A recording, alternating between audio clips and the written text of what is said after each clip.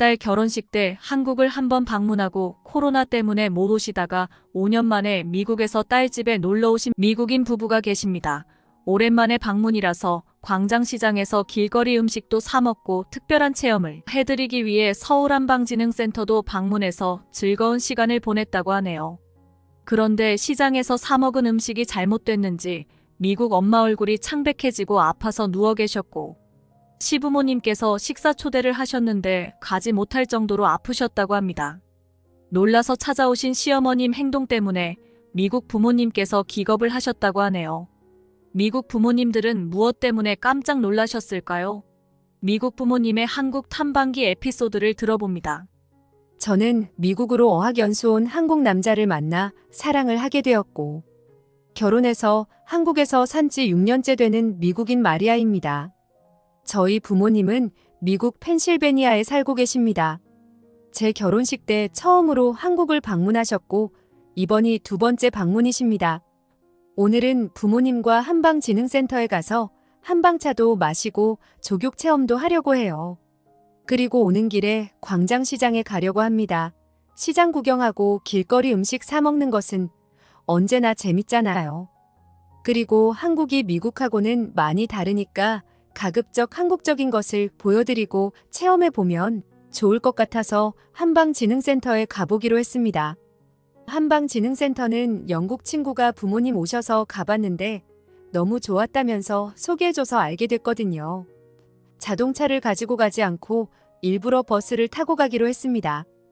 버스 타고 가면서 경치도 구경하고 아무래도 한국에 온 느낌도 더 들기 때문이에요. 우리도 외국 놀러 가면 자동차로 다니는 것보다 현지인들이 많이 가는 시장이나 현지인들이 많은 그런 곳에 가는 것이 더 좋잖아요. 그래서 남편과 같이 엄마 아빠 모시고 버스 정류장에 도착했습니다. 버스가 3분 있다 도착한다는 전광판을 보면서 3분 있다가 버스가 도착하니까 의자에 앉아 계시라고 했습니다. 그랬더니 3분 후에 오는 것 어떻게 아느냐고 깜짝 놀라시는 겁니다. 그래서 전광판을 보여주면서 3분 후에 버스 온다고 안내되어 있고 버스가 혼잡하지 않고 여유 있다고 안내되어 있다니까 말도 안 되는 시스템이라면서 놀랍다고 하십니다. 전광판을 보면서 오마이갓 하시면서 미국 할머니 특유의 제스처를 보이십니다.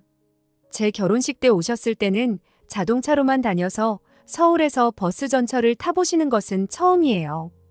사실 저도 미국에서는 그런 시스템을 본 적이 없었습니다.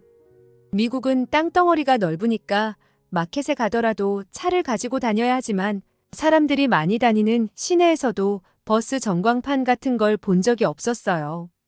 저도 한국에 처음 왔을 때 버스 안내 전광판을 보고 진짜 놀랬었거든요. 한국이 이렇게나 발전했었는지 몰랐었으니까요. 그리고 두 분을 의자에 앉으시라는데 앉자마자 깜짝 놀라서 일어나시는 겁니다. 왜 그러냐니까 의자가 따뜻하다면서 의자 밑을 내려다보시는 겁니다.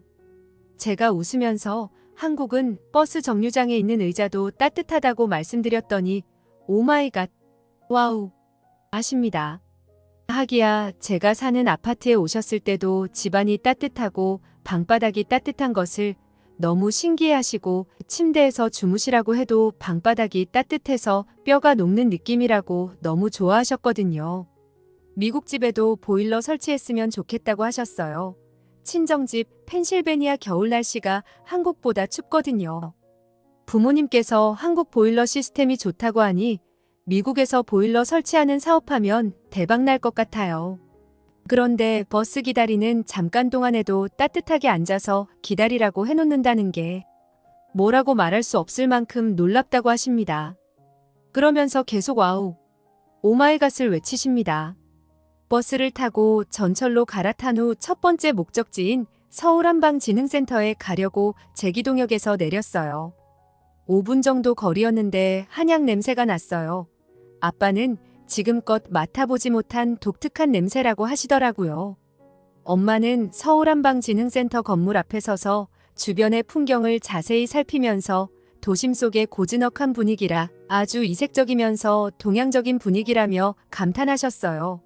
미국에서는 보지 못하는 건물이니 신기하신 거죠. 옛날 한약방 모습도 볼 수 있었고 제가 한국인하고 결혼하니까 엄마 아빠도 한국에 관심이 많고 제가 한국 드라마 보시는 방법을 알려드려서 드라마 대장금, 허준도 보셨거든요. 상상해보거나 전혀 알지 못하는 것이니까 신비하다면서 이런 사극 드라마를 좋아하시더라고요. 우린 의녀 의관옷도 체험하면서 깔깔거리고 웃었답니다. 엄마께서는 장금이가 되셨고 아빠는 허준이 됐다면서 사진 찍으면서 너무 좋아하셨어요. 그리고 약초 조격 체험도 했답니다.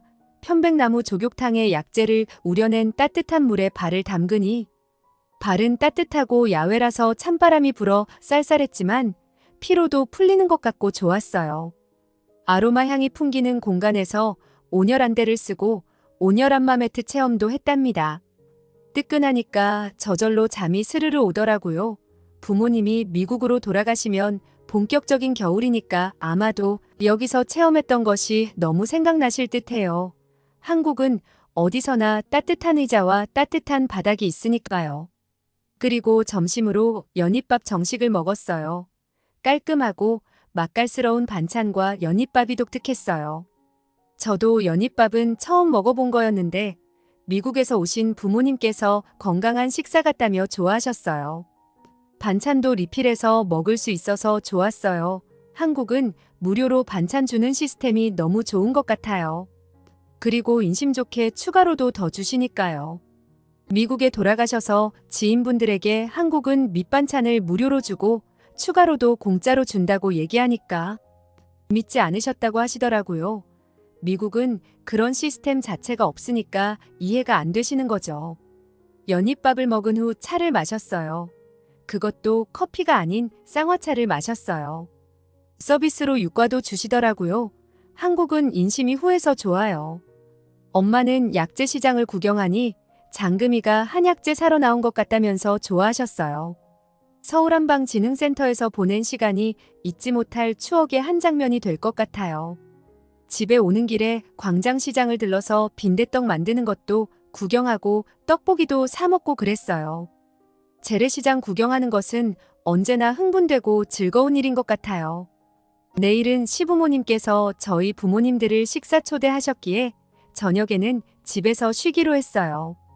그런데 엄마가 속이 이상하다면서 얼굴도 하얘지시는 거예요. 아마 낮에 먹었던 음식이 체했나 봅니다. 괜찮아겠지 했는데 나아지지가 않았어요. 오늘 맛있는 게 많아서 과식을 하시긴 했거든요. 계속 속이 더부룩하고 좋지 못하다고 하셨어요. 마침 집에 소화제가 있어서 약을 드셨으니까 좋아질 거라 생각하고 기다려보기로 했어요. 남편이 소화에 좋다면서 매실에게 물에 타서 드시게 했어요. 다음 날 아침이 됐는데도 소화불량 증상은 계속됐고 엄마 얼굴 상태도 안 좋은 것 같더라고요.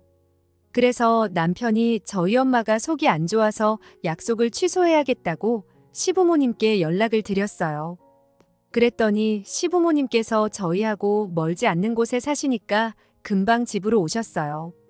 외국까지 와서 아프면 고생이라면서 걱정돼서 오셨다고 하시더라고요. 감사했어요. 친정엄마가 얼굴도 창백하고 이마에 땀방울도 맺히고 손도 차가운 것 보니까 급체하신 거라면서 시어머님이 바늘을 가져오라고 하더라고요. 집에 바늘이 없었고 저는 바늘이 뭔지도 몰랐거든요. 바늘 사오라고 하셔서 남편이 다이소에 가서 바늘을 사왔어요. 어머니께서 가스렌지 불에 바늘을 달구시더니 엄마 어깨를 두드리고 손가락을 찌르시려고 하더라고요. 저는 진짜 깜짝 놀랬고 엄마도 기겁을 하셨어요. 한국에서는 급체했을 때 민간요법으로 바늘로 손가락을 따서 피를 내주면 막혀있는 것이 뚫려서 체한 것이 내려간다고 설명하셨어요. 시어머님도 할머니한테 배웠고 옛날부터 내려오는 민간요법인데 효과가 있다고 얘기하시더라고요. 저는 시어머님 말씀이 믿기지 않았고 저희 부모님들도 못 믿겠다는 표정이었지만 엄마가 아프시니까 한번 믿고 해볼 수밖에요. 엄마의 엄지손가락을 실로 묶었고 어깨를 쓸어내리시더니 엄지손가락 끝을 바늘로 쿡 찔렀어요. 그랬더니 검은 피가 푹 나오더라고요. 체한 것이 아니면 빨간 피가 나왔을 텐데 검은 피가 나온 것 보니까 급체한 건 맞다면서 왼쪽 엄지손가락도 따보자면서 똑같이 하셨어요. 그쪽도 검은 피가 터져 나왔죠. 그러고 보니 하얗게 된 친정 엄마의 얼굴색이 점점 피부색으로 돌아오는 것 같았어요. 엄마는 트름을 하면서 편안하게 숨도 쉬셨어요. 속이 좋아진 것 같다고 하시더라고요.